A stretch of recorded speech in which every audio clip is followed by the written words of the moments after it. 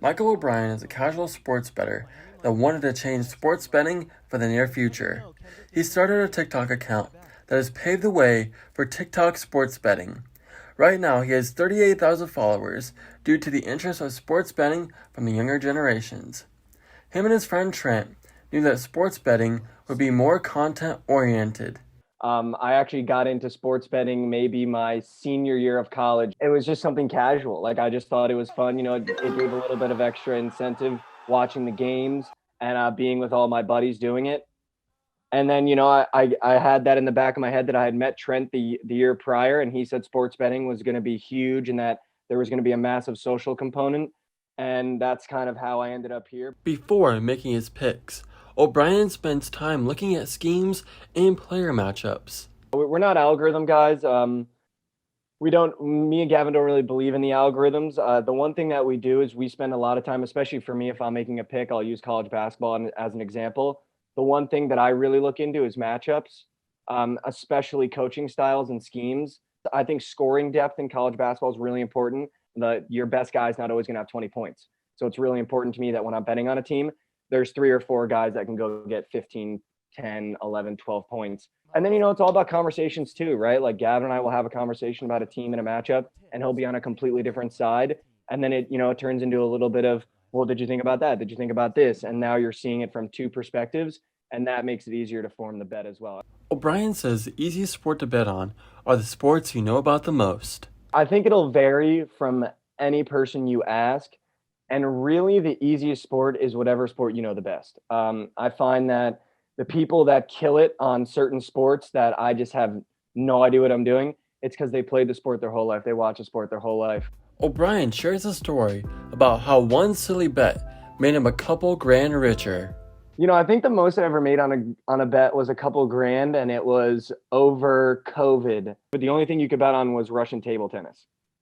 And the odds on that are like obscene. Like if you go on FanDuel right now, the odds on that are obscene. Mm-hmm. And it was the only thing you could bet on over COVID because it was the only sport that was playing. It was that and darts. I threw together an 8-leg like parlay, and it was 4 Russian table tennis and 4 darts, like 4 dart guys. And dude, I think I put like $100-something on it, and it cashed for like a couple grand. A past employer of O'Brien has paved the way to more of a social side of sports betting.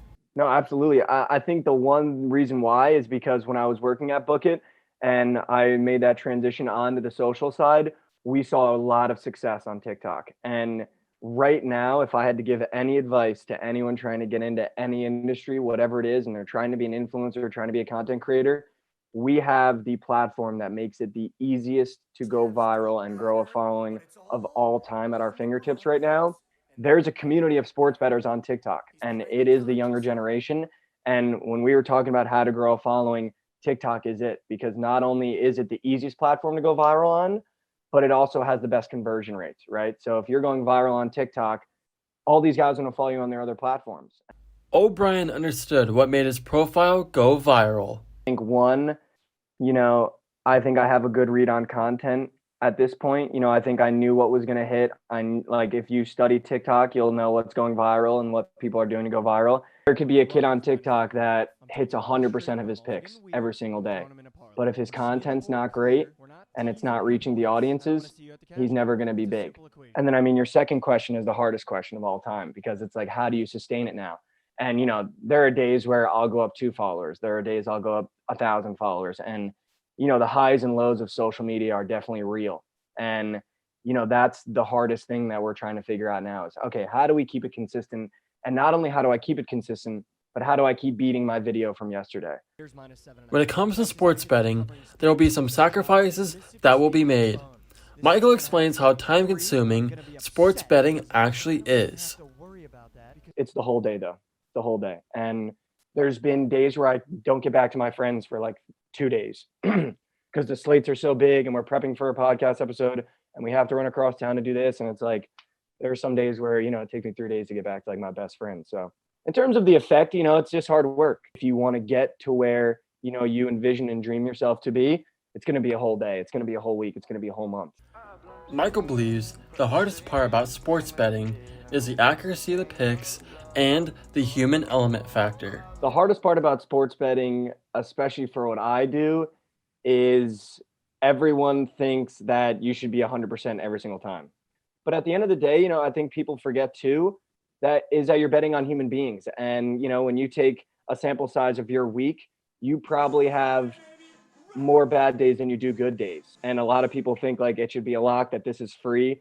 And, it's just the case is it's not. Michael and friends are bringing a new culture to sports betting. Is this new culture of sports bettors and this new generation where it's not when you lose a bet, I'm going to take your head off. It's all right, let's get back to it tomorrow. And I think, I've even seen that shift over since I started doing this on the public stage. And, that's the kind of culture that we're trying to revolutionize. Like this sports betting is going to be for the younger generation.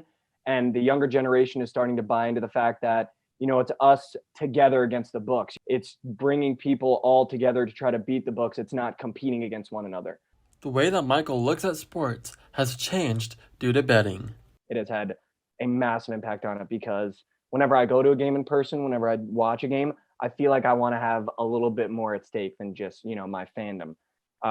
But yeah, I mean, I think you'll find with every sports bettor, it's once you really get into it and you start really doing it, it is like almost near impossible to like have a normal relationship with sports. Michael shares what the future of sports betting will look like in his eyes. This new generation of it being something fun. I think way too many people look at sports betting as a legitimate way to make an income and money.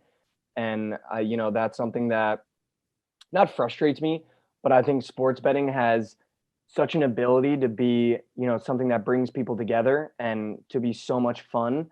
And it's that's why I love sports betting. That's why I got into sports betting, is because when I did it with my friends, when I did it with people that I enjoyed hanging out with, it just made it way more fun. By the end of it all, Michael wants to be looked at as one of the best sports bettors on TikTok, but he won't let it get in the way of starting a family. I would really like to, I say this all the time, I really want to be someone in the space that is like top 5. Like when you think of sports betting and you think of the people that have impacted, the thing that you're doing every single day, I really want to be one of the names that gets brought up with the guys like Trent. And I really want to be someone that when they look back can go, he really affected the culture of like what we're doing. For sure, I don't want to be like 40 and like have 2 kids and still be betting on games. Like for sure not. I mean, obviously I'll be doing it for fun. I love sports betting, I love the culture around it. I think we're revolutionizing that culture. And, I'm definitely going to be betting till I'm gray in the face for sure. But in terms of, what I want to do with my career, I tell Gavin that all the time. Like I want to be seen as someone that's like entertaining in the industry. That's hopefully what I'll be doing.